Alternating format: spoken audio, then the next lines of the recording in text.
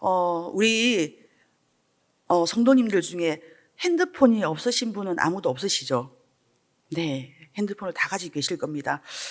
손안의 작은 세상이라고 얘기를 하죠. 그 손안의 작은 세상이라는 핸드폰이 우리는 그 핸드폰의 혜택을 굉장히 많이 받고 누리고 살아가는 21세기 최첨단 4차 산업혁명 시대를 우리가 살아가고 있습니다.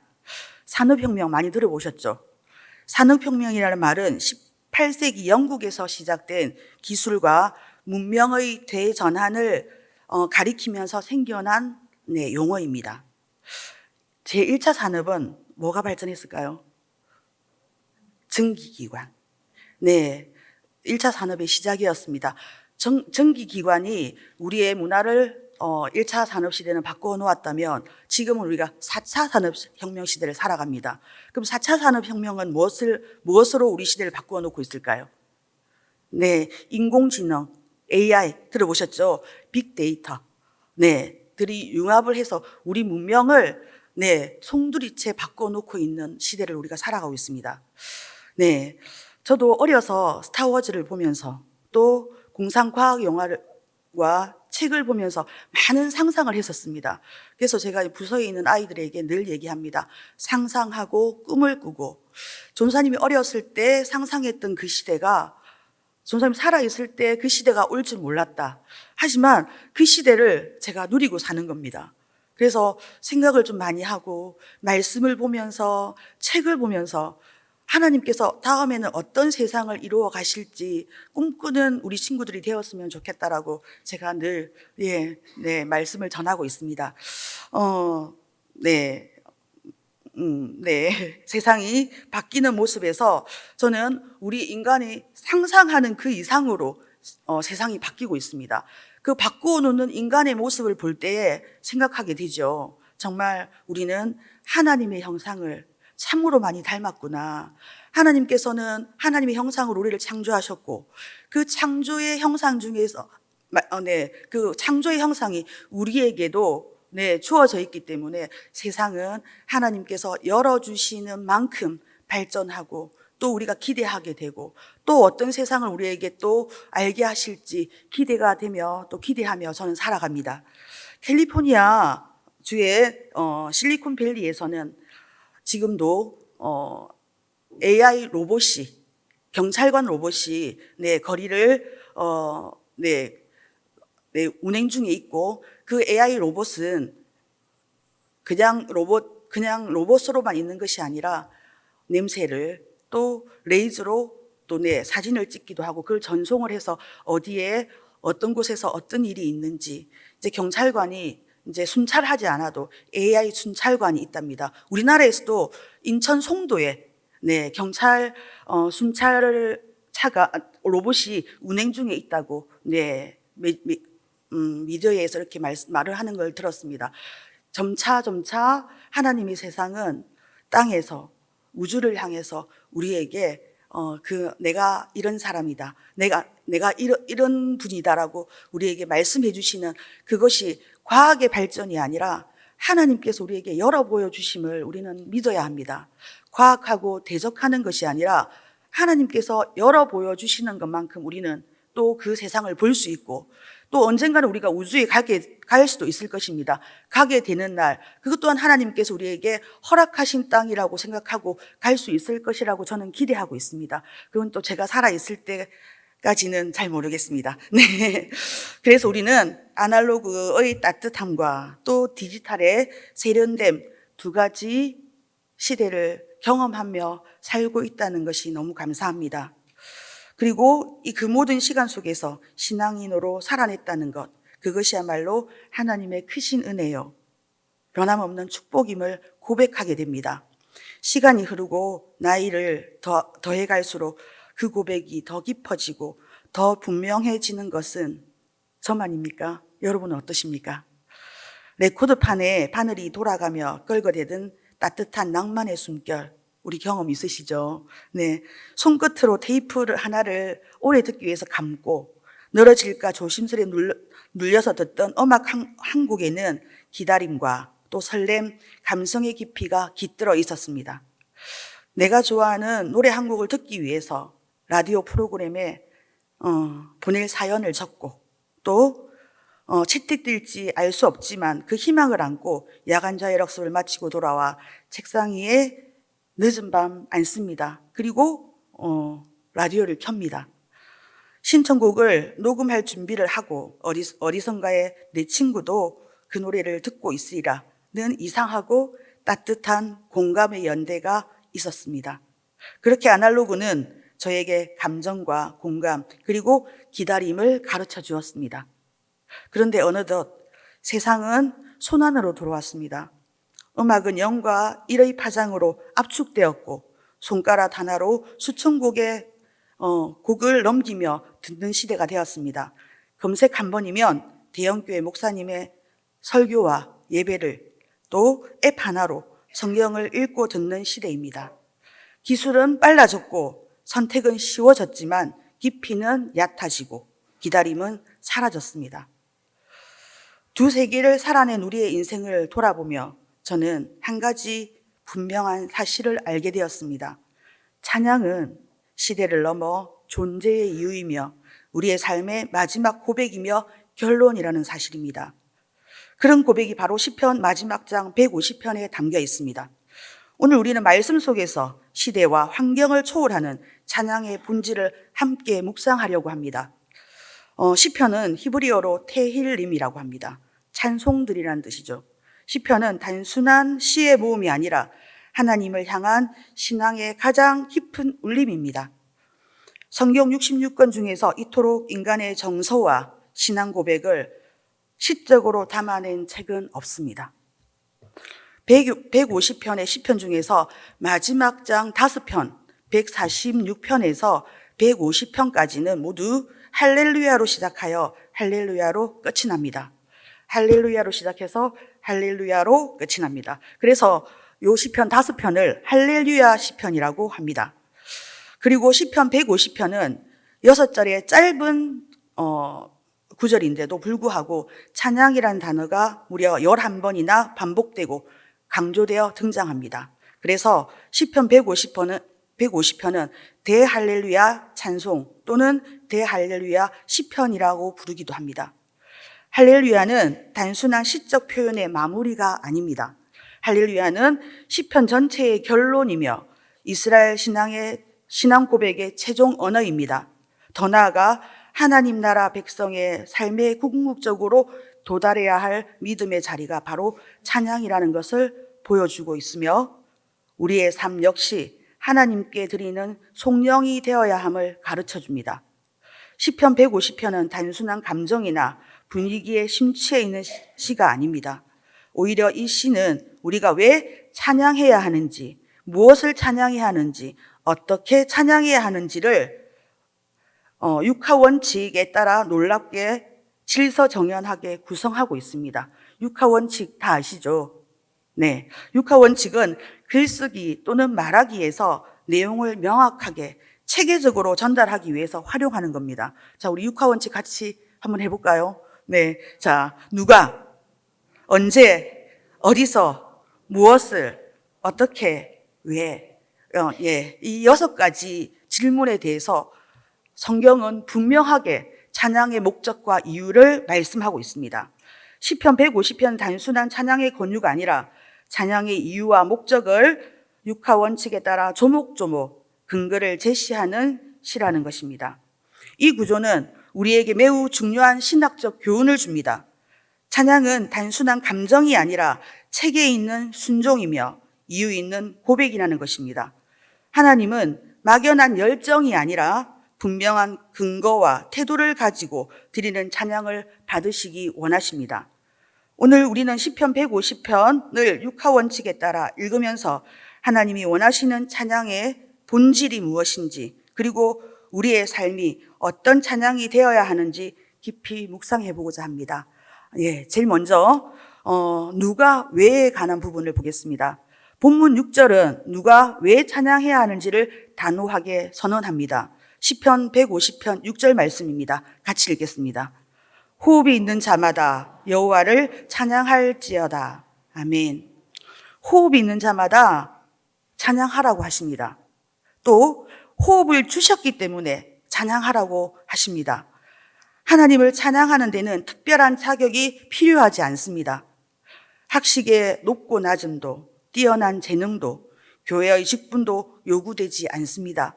단 한 가지, 호흡이 있는 자, 즉 하나님께서 주신 생명을 가진 자라면 누구나 하나님을 찬양해야 된다는 것입니다.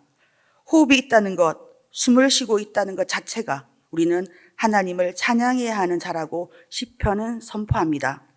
찬양은 우리의 특권이자 동시에 책임입니다. 그러나 우리는 종종 이 특권을 잊고 살아갈 때가 너무 많습니다. 하나님을 높여야 할 입술이 세상의 노래에 취해버리고 의미조차 알 수 없는 가사에 영혼을 살리지 못하는 멜로디를 무심코 따라하며 정작 우리의 존재 이유이신 하나님을 찬양하는 일에는 소홀하지 않으셨습니까? 누가복음 6장 45절에서 예수님은 마음에 가득한 것을 입으로 말함이니라 라고 말씀하십니다. 우리 마음이 무엇으로 가득한가에 따라 그것이 말하고 노래하게 된다는 것입니다. 우리의 마음이 세상의 것으로 가득하게 되면 우리의 입술이 세상의 노래만 가득할 것이고, 우리의 마음에 하나님이 가득하다면 우리 입술은 찬양이 흘러나오고 하나님을 높여드릴 수 있을 것입니다. 주님을 사랑하고 있다는 것의 가장 분명한 증거는 우리 입술의 찬양일 것입니다. 이사야 43장 21절은 우리에게 왜 찬양해야 하는지 또 한 가지를 더 알려줍니다.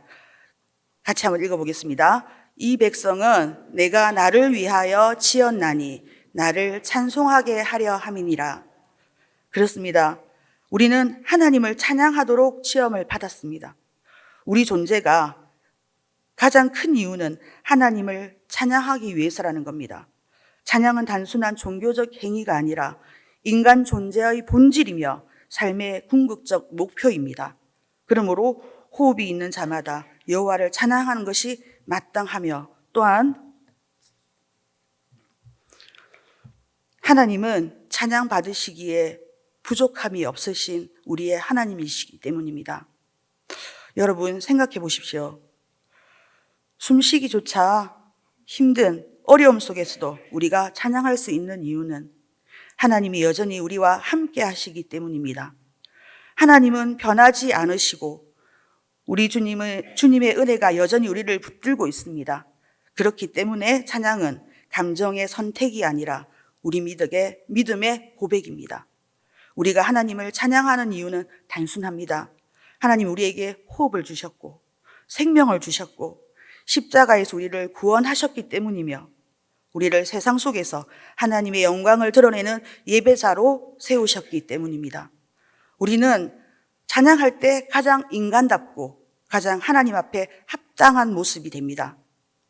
우리 주님은 누가복음 19장 40절을 통하여 만일 너희가 찬양하지 않으면 들에 있는 돌들을 통해서라도 찬양 받으시겠다고 말씀하십니다. 호흡이 있는 우리, 마음이 있는 우리, 입술이 있는 우리 모두가 하나님을 찬양하는 자가 되기를 간절히 소망합니다. 두 번째, 그럼 언제 찬양해야 합니까? 시편 34편 1절은 우리에게 언제 찬양하는지를 분명하게 알려줍니다. 같이 읽겠습니다. 내가 여호와를 항상 송축하여 내 입술로 항상 주를 찬양하리이다. 여기서 우리는 주목해야 할 단어가 있습니다. 무엇일까요? 항상. 네, 맞습니다. 항상이라는 단어에 주목해야 합니다. 찬양은 단지 주일 예배, 수요 기도에만 드리는 것이 아닙니다. 기분이 좋을 때, 즐거울 때 부르는 노래가 아닙니다. 찬양은 우리의 삶 전체를 가득 채우는 숨과 같은 것입니다. 욥기 1장 21절에서 욥은 모든 것을 잃은 절망 가운데서도 하나님을 찬양했습니다. 우리 함께 읽어보시겠습니다. 이르되 내가 모태에서 알몸으로 나왔은즉 또한 알몸이 그기로 돌아갈지라. 주신 이도 여호와시요 거두신 이도 여호와시니 여호와의 이름이 찬송을 받으실. 아멘.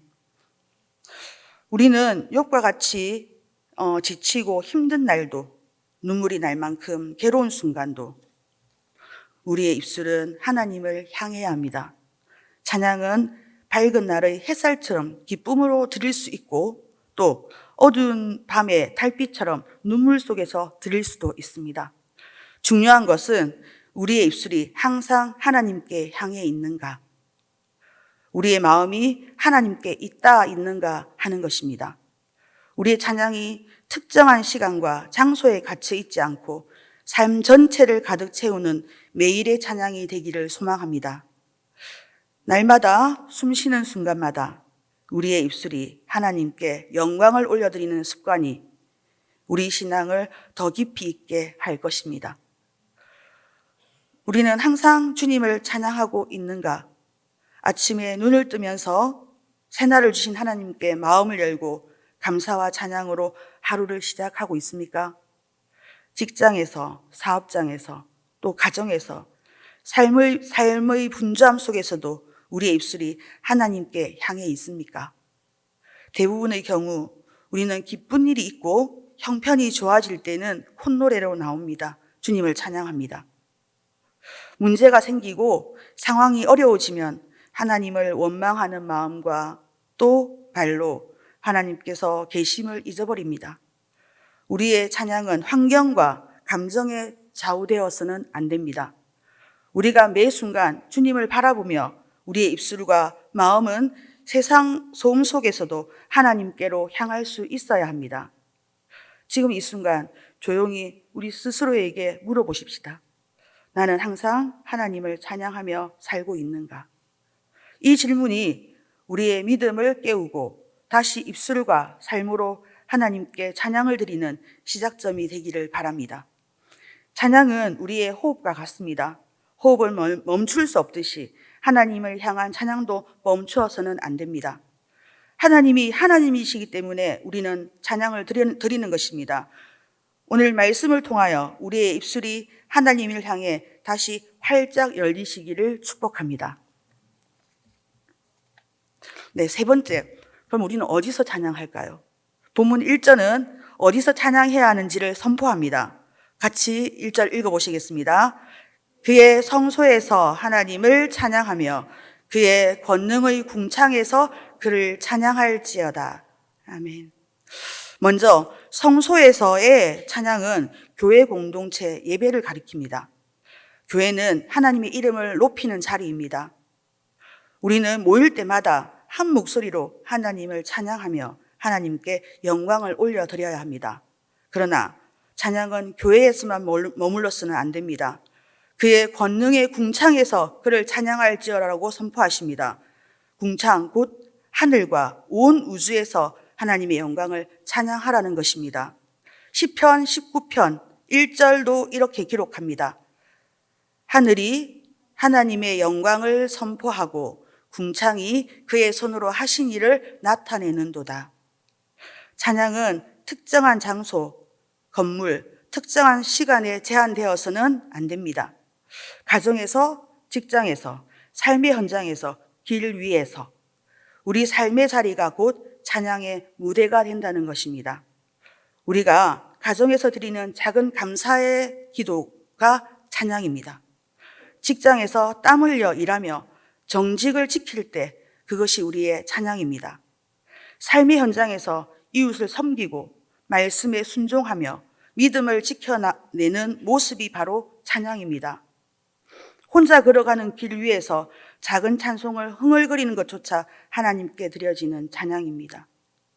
그렇습니다. 우리의 삶의 태도, 마음의 자세, 우리의 행동이 곧 찬양이라는 것입니다. 찬양은 교회 내벽 안에서 울려 퍼지는 것으로 끝나서는 안 됩니다. 교회 담장을 넘어 세상 속에서, 세상의 사람 앞에서 우리의 삶을 통해 하나님께 영광을 올려드려야 합니다. 오늘 우리가 발 딛는 자리, 그곳이 곧 성소이며 예배의 장소임을 기억하십시오. 하나님께서 지으신 모든 곳에서 우리 삶 전체로 하나님께 드리는 살아있는 숨쉬는 찬양을 올려드리기를 간절히 소망합니다. 네 번째, 그럼 우리는 무엇을 찬양해야 할까요? 2절은 무엇을 찬양해야 하는지 선포합니다. 우리 같이 2절을 읽어보겠습니다. 그의 능하신 행동을 찬양하며 그의 지극히 높으심을 아멘. 본문은 무엇을 찬양해야 하는지 두 가지로 제시합니다. 먼저 하나님의 능하신 행정을 따라 찬양하라고 합니다. 창세 전부터 계획하신 창조의 하나님을, 이스라엘을 애굽의 종살이에서 해방시켜 주신 출애굽의 하나님을, 무엇보다 십자가에서 완성하신 구속의 은혜를 찬양해야 합니다. 모세는 홍해를 건너며 출애굽기 15장 1절에서 이렇게 노래합니다. 내가 여호와를 송축하리니 그는 높고 영화로우시며 말과 그 탄자를 바다에 던지셨음이로다. 아멘. 우리는 하나님께서 행하신 일을 찬양해야 합니다. 또한 우리는 하나님의 행위만 찬양하는 것이 아니라 하나님의 지극히 위대하심을 따라 찬양하라 합니다. 우리는 하나님의 존재 자체를 찬양해야 한다는 것입니다. 시편 145편 3절도 이렇게 기록합니다. 함께 읽겠습니다. 여호와는 위대하시니 크게 그의 위대하심을 청량하지 못하리로다. 아멘. 하나님이 우리를 위해 무엇을 하셨는가도 찬양해야 할 이유이지만 하나님이 곧 여호와 하나님이시다라는 사실만으로도 충분히 찬양받으시기에 합당합니다. 우리는 종종 하나님이 내 기도를 들어주셔서 찬양합니다. 그러나 설령 그 기도가 내 뜻대로 이루어지지 않는다 할지라도 우리는 하나님을 찬양할 수 있어야 합니다. 하나님이 우리 삶에 무엇을 행하시고 무엇을 주셨기 때문이 아니라 하나님은 여전히 위대하시기에 찬양받으셔야만 합니다. 저희 친정어머니는 한때 트로트 가수 영탁 아시죠? 예, 영탁 씨를 무척 좋아하셨습니다. 친정에 가면 늘 찬양을 틀어놓으셨던 어머니가 어느 날부터는 채널 A 영탁 트로트만 틀어놓고 계시는 겁니다. 그래서 제가 장난스럽게 엄마 혹시 하나님보다 영탁이를 더 좋아하는 거 아니에요? 하고 제가 물었습니다. 그랬더니 어머니가 웃으시면서 그럴 리가 있나. 하나님이 제일 좋고 가수 중에서는 영탁이 좋다. 말씀은 그렇게 하시는데 행동은 그러시지 않으신 겁니다. 저희 딸보다 오랜만에 만난 딸보다도 영탁이가 더 좋습니다. 엄마 우리 가요 했더니 영탁이가 나온다고 방에서 처음으로 인사를 하시는 잘 가라고. 얼굴만 이렇게 보시고는. 아, 네. 그래서 제가 그 순간 제가 깨달았습니다. 우리의 입술이 어떤 노래를 더 자주 부르고 어떤 소리를 더 자주 듣는가는 곧 우리 마음이 어디에 집중되어 있는지 보여주는 지표라는 것입니다. 여러분, 우리의 마음과 생각을 하나님께로 향하기를 바랍니다. 세상의 것을 바라보는 것이 아니라 우리의 입술과 마음이 하나님을 향한 찬송으로 가득하기를 원합니다. 우리 찬양팀 너무 은혜롭지 않습니까? 늘 애쓰시고 찬양하신 우리 마스겔 찬양팀 이렇게 은혜 가운데 찬양하실 때에 정말 기쁨으로 함께 박수 큰 소리로 찬양하시고 박수 치시며 함께 하나님께 찬양 올려드리기를 원합니다. 네, 우리가 자주 듣고 부르는 노래가 곧 우리의 삶의 방향을 결정합니다. 세상의 노래를 즐겨 부르면 마음은 세상에 머무르지만 하나님을 찬양하는 노래를 즐겨 부를 때는 우리의 마음이 하나님께로 더 가까워질 것입니다. 오늘 말씀을 통해 다시금 우리는 우리의 마음을 하나님께로 향하는 찬양을 돌리시기를 바랍니다. 하나님이 주신 호흡으로 하나님께서 지으신 목적대로 하나님을 찬양하며 사는 것, 우리는 그것이 참된 기쁨이며 가장 인간다운 모습일 것입니다. 마지막으로 그럼 어떻게 찬양해야 하는지 보겠습니다. 본문 3절에서 5절 가장 길게 어떤 모양으로 찬양해야 하는지를 선포하고 계십니다. 같이 읽겠습니다. 나팔 소리로 찬양하며 비파와 수금으로 찬양할지어다. 소고치며 춤추어 찬양하며 현악과 퉁소로 찬양할지어다. 큰 소리 나는 재금으로 찬양하며 높은 소리 나는 재금으로 찬양할지어다.